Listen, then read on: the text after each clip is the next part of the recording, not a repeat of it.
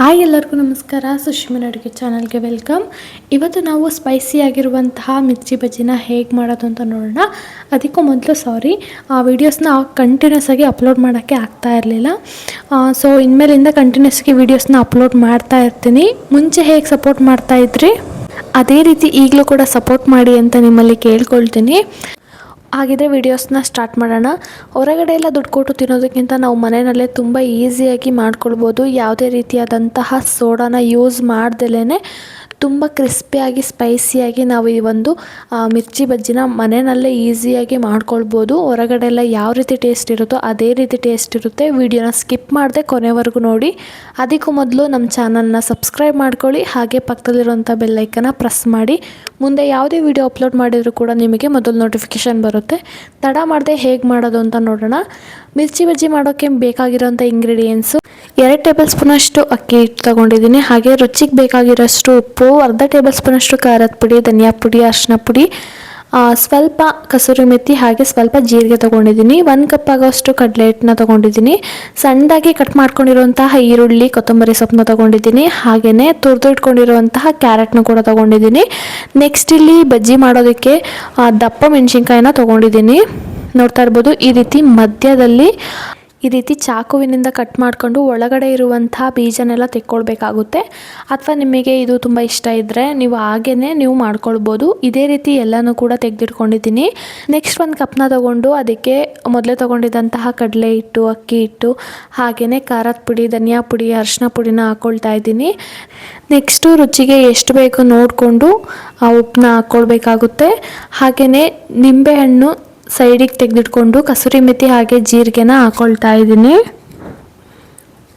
ನಿಮಗೆ ಕಸೂರಿ ಮೆಥಿ ಆಪ್ಷನಲ್ಲೂ ಬೇಕಿದ್ದರೆ ಹಾಕ್ಕೊಳ್ಬೋದು, ಇಲ್ಲಾಂದರೆ ಸ್ಕಿಪ್ ಮಾಡ್ಕೊಳ್ಬೋದು. ಹಾಗೆ ಒಂದ್ಸತಿ ನೀಟಾಗಿ ಮಿಕ್ಸ್ ಮಾಡ್ಕೊಳ್ಳೋಣ. ಕಡಲೆ ಹಿಟ್ಟನ್ನ ನೀವು ಯಾವುದೇ ಕಾರಣಕ್ಕೂ ತಂದು ಹಾಗೆ ಹಾಕ್ಕೊಳ್ಳೋದಕ್ಕೆ ಹೋಗಬೇಡಿ, ಜರಡಿ ಮಾಡ್ಕೊಂಡು ಹಾಕ್ಕೊಳ್ಳಿ. ಯಾಕಂದರೆ ಅದು ಸ್ವಲ್ಪ ಗಂಟಾಗಿದ್ದರೆ ನೀವು ಎಷ್ಟೇ ಚೆನ್ನಾಗಿ ಮಿಕ್ಸ್ ಮಾಡಿದರೂ ಗಂಟುಗಳೆಲ್ಲ ಅಷ್ಟು ಹೋಗೋದಿಲ್ಲ. ಅದಕ್ಕೋಸ್ಕರ ಇವಾಗ ಸ್ವಲ್ಪನೇ ನೀರನ್ನ ಹಾಕ್ಕೊಂಡು ನೀಟಾಗಿ ಮಿಕ್ಸ್ ಮಾಡ್ಕೊಳ್ಬೇಕಾಗುತ್ತೆ. ಒಂದೇ ಸಲ ನೀರನ್ನ ಹಾಕ್ಕೊಂಡು ಮಿಕ್ಸ್ ಮಾಡ್ಕೊಳ್ಳೋದಕ್ಕೆ ಹೋಗಬೇಡಿ, ಸ್ವಲ್ಪನೇ ನೀರನ್ನ ಹಾಕ್ಕೊಂಡು ಮಿಕ್ಸ್ ಮಾಡ್ಕೊಳ್ತಾ ಈ ಒಂದು ಅದಕ್ಕೆ ಮಿಕ್ಸ್ ಮಾಡ್ಕೊಳ್ಬೇಕಾಗುತ್ತೆ. ನೋಡ್ತಾ ಇರ್ಬೋದು ನೀವೇ, ಚೆನ್ನಾಗಿ ಮಿಕ್ಸ್ ಮಾಡ್ಕೊಳ್ಳಿ ಕೈನಲ್ಲೇ. ನೆಕ್ಸ್ಟ್ ಇವಾಗ ಒಂದು ಮೆಣಸಿನ್ಕಾಯಿನ ತಗೊಂಡು ಈ ರೀತಿ ಡಿಪ್ ಮಾಡಿಕೊಂಡಾಗ ಅದು ಹಿಟ್ಟು ತುಂಬ ಬೇಗ ಕೆಳಗೂ ಹೋಗಬಾರ್ದು, ಅಥವಾ ಮೆಣಸಿನ್ಕಾಯಿನಲ್ಲೂ ಅಂಟ್ಕೊಂಡಿರ್ಬೋದು. ತುಂಬ ಗಟ್ಟಿಯಾಗೂ ಮಾಡಬೇಡಿ, ತುಂಬ ತೆಳುವಾಗಿ ಮಾಡಬೇಡಿ. ಈ ಒಂದು ಹದದಲ್ಲಿ ನೀವು ಕಲಿಸ್ಕೊಳ್ಬೇಕಾಗುತ್ತೆ. ನೋಡ್ತಾ ಇರ್ಬೋದು, ಈಗ ಉಳಿದಿರುವಂತಹ ಮೆಣಸಿನ್ಕಾಯಿನೂ ಕೂಡ ಹಾಕ್ಕೊಂಡು ಡಿಪ್ ಮಾಡ್ಕೊಳ್ಬೇಕಾಗುತ್ತೆ. ಅಥವಾ ನೀವು ಈ ರೀತಿ ಡಿಪ್ ಮಾಡಬೇಕಾದ್ರೆ ಮೆಣಸಿನ್ಕಾಯಿ ಎಲ್ಲಾದರೂ ಮುಟ್ಟೋಗುತ್ತೆ ಅಂತಂದರೆ ಒಂದು ದೊಡ್ಡ ಗ್ಲಾಸ್ನಲ್ಲಿ ನೀವು ಹಿಟ್ಟನ್ನ ಹಾಕ್ಕೊಂಡು ಅದರೊಳಗೆ ಡಿಪ್ ಮಾಡಿಕೊಂಡು ನೀವು ಎಣ್ಣೆಯಲ್ಲಿ ಹಾಕ್ಕೊಳ್ಬೋದು. ಈ ರೀತಿ ನೀಟಾಗಿ ಎಲ್ಲ ಮೆಣಸಿನ್ಕಾಯಿನಕ್ಕೂ ಹಿಟ್ಟನ್ನ ಡಿಪ್ ಮಾಡ್ಕೊಳ್ಳೋಣ. ನೆಕ್ಸ್ಟು ಎಣ್ಣೆ ಕೂಡ ಮೀಡಿಯಮ್ ಫ್ಲೇಮ್ನಲ್ಲಿ ಕಾಯಿಸ್ಕೊಳ್ಬೇಕಾಗುತ್ತೆ. ಇವಾಗ ಎಣ್ಣೆ ಕೂಡ ಚೆನ್ನಾಗಿ ಕಾಯ್ದಿದೆ. ನೆಕ್ಸ್ಟು ಸ್ವಲ್ಪ ಹಿಟ್ಟನ್ನ ಎಣ್ಣೆಯಲ್ಲಿ ಹಾಕ್ತಾ ಇದ್ದೀನಿ. ನೋಡ್ತಾ ಇರ್ಬೋದು ನೀವೇ, ಈ ರೀತಿ ಮೇಲ್ಗಡೆ ಬಂದರೆ ಚೆನ್ನಾಗಿ ಕಾಯ್ದಿದೆ ಅಂತ. ಯಾವುದೇ ಕಾರಣಕ್ಕೂ ಹೈ ಫ್ಲೇಮ್ನಲ್ಲಿ ಬಿಸಿ ಮಾಡ್ಕೊಳ್ಳೋದಕ್ಕೆ ಹೋಗ್ಬಿಡಿ, ಮೀಡಿಯಮ್ ಫ್ಲೇಮ್ನಲ್ಲೇ ಬಿಸಿ ಮಾಡ್ಕೊಳ್ಬೇಕಾಗುತ್ತೆ. ಇವಾಗ ಒಂದೊಂದೇ ಮೆಣಸಿನ್ಕಾಯಿನ ಹಾಕ್ಕೊಳ್ತಾ ಇದ್ದೀನಿ. ನೋಡ್ತಾ ಇರ್ಬೋದು, ಹೈ ಫ್ಲೇಮ್ನಲ್ಲಿ ನೀವು ಮಾಡಿಕೊಂಡ್ರೆ ಮೇಲ್ಗಡೆ ಮಾತ್ರ ಕ್ರಿಸ್ಪಿಯಾಗಿ, ಒಳಗಡೆ ಎಲ್ಲ ಮೆಣಸಿನ್ಕಾಯಿ ಬೆಂದಿರೋದಿಲ್ಲ. ಹಾಗಾಗಿ ಮೀಡಿಯಮ್ ಫ್ಲೇಮ್ನಲ್ಲೇ ನೀವು ಬೇಯಿಸ್ಕೊಳ್ಬೇಕಾಗುತ್ತೆ. ಈಗ 1 2 ರಿಂದ 3 ನಿಮಿಷ ಹಾಗೆ ಬಿಟ್ಟು ಎರಡೂ ಕಡೆನೂ ಮೀಡಿಯಮ್ ಫ್ಲೇಮ್ನಲ್ಲೇ ಚೆನ್ನಾಗಿ ಬೇಯಿಸ್ಕೊಂಡ್ರೆ ಈ ಒಂದು ಸ್ಪೈಸಿಯಾಗಿರುವಂತಹ ಮಿರ್ಚಿ ಬಜ್ಜಿ ರೆಡಿ ಆಗುತ್ತೆ. ಹೊರಗಡೆ ಎಲ್ಲ ನಾವು ದುಡ್ಡು ಕೊಟ್ಟು ತಿನ್ನೋದಕ್ಕಿಂತ ಈ ರೀತಿ ಮನೆಯಲ್ಲೇ ಸಿಂಪಲ್ಲಾಗಿ ಮಾಡ್ಕೊಳ್ಬೋದು. ಹೊರಗಡೆ ಎಲ್ಲ ತಿನ್ನೋದು ನಮ್ಮ ಹೆಲ್ತಿಗೂ ಕೂಡ ತುಂಬ ಎಫೆಕ್ಟ್ ಆಗುತ್ತೆ. ಫ್ರೈ ಮಾಡಿರುವಂತಹ ಎಣ್ಣೆನಲ್ಲೇ ಮತ್ತೆ ಫ್ರೈ ಮಾಡೋದ್ರಿಂದ ಹೆಲ್ತ್ಗೆ ತುಂಬಾ ಎಫೆಕ್ಟ್ ಆಗುತ್ತೆ. ಹಾಗಾಗಿ ನಾವು ಮನೆಯಲ್ಲೇ ಸಿಂಪಲಾಗಿ 10 ನಿಮಿಷದಲ್ಲಿ ಆಗುವಂತಹ ಈ ಒಂದು ಮಿರ್ಚಿ ಬಜ್ಜಿನ ನಾವು ತುಂಬ ಸಿಂಪಲಾಗಿ ಮಾಡ್ಕೊಳ್ಬೋದು. ನೋಡ್ತಾ ಇದ್ದೀರಲ್ಲ ನೀವೇ, ಈಗ ಕಲರ್ ಕೂಡ ಚೇಂಜ್ ಆಗಿದೆ.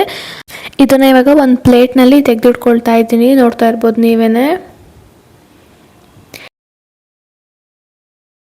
ಉಳಿದಿರೋಂಥದ್ದು ಕೂಡ ಮೀಡಿಯಮ್ ಫ್ಲೇಮ್ನಲ್ಲೇ ಫ್ರೈ ಮಾಡಿಕೊಂಡು ನಾವು ತೆಗೆದಿಟ್ಕೊಳ್ಬೇಕಾಗುತ್ತೆ. ನಾನಿಲ್ಲಿ ಯಾವುದೇ ರೀತಿ ಸೋಡಾನ ಯೂಸ್ ಮಾಡಿಲ್ಲ. ನಿಮಗೆ ತುಂಬ ಗಟ್ಟಿ ಅಂತ ಅನ್ನಿಸ್ತು, ಅಷ್ಟು ಚೆನ್ನಾಗಿ ಬಂದಿಲ್ಲ ಅಂತಂದರೆ ನೀವು ಸ್ವಲ್ಪ ಸೋಡಾ ಯೂಸ್ ಮಾಡ್ಕೊಳ್ಬೋದು. ನೆಕ್ಸ್ಟ್ ಇವಾಗ ನಾನಿಲ್ಲಿ ಒಂದು ತುರಿದಿಟ್ಕೊಂಡಿರುವಂತಹ ಕ್ಯಾರೆಟು ಹಾಗೆಯೇ ಹೆಚ್ಚಿಟ್ಕೊಂಡಿರುವಂತಹ ಈರುಳ್ಳಿ, ಕೊತ್ತಂಬರಿ ಸೊಪ್ಪನ್ನ ಹಾಕ್ಕೊಂಡು ಕೈನಲ್ಲೇ ನೀಟಾಗಿ ಮಿಕ್ಸ್ ಮಾಡ್ಕೊಳ್ತಾ ಇದ್ದೀನಿ. ಯಾರೆಲ್ಲ ಫಸ್ಟ್ ಟೈಮ್ ಟ್ರೈ ಮಾಡಿದ್ದೀರಾ ಅವರಿಗೆ ಸಾಲ್ಟ್ ಹಾಕೋದೆಲ್ಲ ಅಷ್ಟು ಗೊತ್ತಿರೋದಿಲ್ಲ. ನಿಮಗೇನಾದರೂ ಅದು ಇನ್ನೂ ಸಾಲ್ಟ್ ಬೇಕು ಅಂತಂದರೆ ನೀವು ಇದಕ್ಕೆ ಸ್ವಲ್ಪ ಸಾಲ್ಟನ್ನ ಹಾಕ್ಕೊಂಡು ಮಿಕ್ಸ್ ಮಾಡ್ಕೊಳ್ಬೋದು. ನೆಕ್ಸ್ಟ್ ಇವಾಗ ನೋಡಿ ಬಜ್ಜಿ ಕೂಡ ರೆಡಿ ಆಗಿದೆ. ಇವಾಗ ನಾವು ಮೊದಲೇ ಇದನ್ನು ಮಧ್ಯದಲ್ಲಿ ಕಟ್ ಮಾಡ್ಕೊಂಡಿದ್ವಲ್ಲ, ಅದಕ್ಕೇ ನಾವು ಮಿಕ್ಸ್ ಮಾಡಿಟ್ಕೊಂಡಿರುವಂತಹ ಕ್ಯಾರೆಟು, ಈರುಳ್ಳಿ ಹಾಗೆ ಕೊತ್ತಂಬರಿ ಸೊಪ್ಪನ್ನ ಇದಕ್ಕೆ ಹಾಕ್ಕೊಳ್ತಾ ಇದ್ದೀನಿ.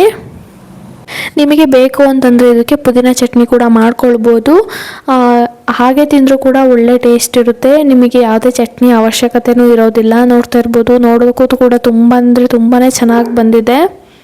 ಇದು ಸಂಜೆ ಟೀ ಜೊತೆಗೆ, ಕಾಫಿ ಜೊತೆಗೆ ಒಳ್ಳೆ ಸ್ನ್ಯಾಕ್ಸ್ ಅಂತಲೂ ಹೇಳ್ಬೋದು. ಹಾಗೆ ನೀವೇನಾದರೂ ಬೇಳೆ ಸಾಂಬಾರು ಮಾಡಿದ್ದೀರಾ, ಸೈಡ್ಸಿಗೆ ಏನಾದರೂ ಬೇಕು ಅಂತಂದರೆ ಈ ರೀತಿ ಒಂದ್ಸತಿ ಟ್ರೈ ಮಾಡಿ. ತುಂಬ ಅಂದರೆ ತುಂಬಾ ಟೇಸ್ಟಿಯಾಗಿ ಬಂದಿರುತ್ತೆ.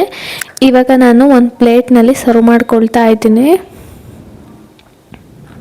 ನೋಡ್ತಾ ಇರ್ಬೋದು, ನೋಡೋಕ್ಕೂ ಕೂಡ ತುಂಬಾ ಕಲರ್ಫುಲ್ ಆಗಿದೆ. ಹಾಗೆ ಟೇಸ್ಟ್ ಕೂಡ ತುಂಬ ಇಷ್ಟ ಆಗುತ್ತೆ. ನಿಮ್ಮ ಮಕ್ಕಳಿಗೂ ಕೂಡ ತುಂಬ ಇಷ್ಟ ಆಗುತ್ತೆ. ಒಂದ್ಸತಿ ಟ್ರೈ ಮಾಡಿ ನನಗೆ ಹೇಗೆ ಬಂದಿತ್ತು ಅಂತ ದಯವಿಟ್ಟು ಕಮೆಂಟಲ್ಲಿ ತಿಳಿಸಿ. ನೆಕ್ಸ್ಟ್ ಇವಾಗ ನಾನು ಸ್ವಲ್ಪ ನಿಂಬೆ ರಸನ ಹಾಕ್ಕೊಳ್ತಾ ಇದ್ದೀನಿ. ಇದು ಕೂಡ ಒಳ್ಳೆ ಟೇಸ್ಟ್ ಕೊಡುತ್ತೆ ನಿಂಬೆ ರಸನ ಹಾಕ್ಕೊಳ್ಳೋದ್ರಿಂದ. ಇವಾಗ ನೋಡ್ತಾ ಇದ್ದೀರಲ್ಲ ಎಷ್ಟು ಚೆನ್ನಾಗಿ ಬಂದಿದೆ ಅಂತ.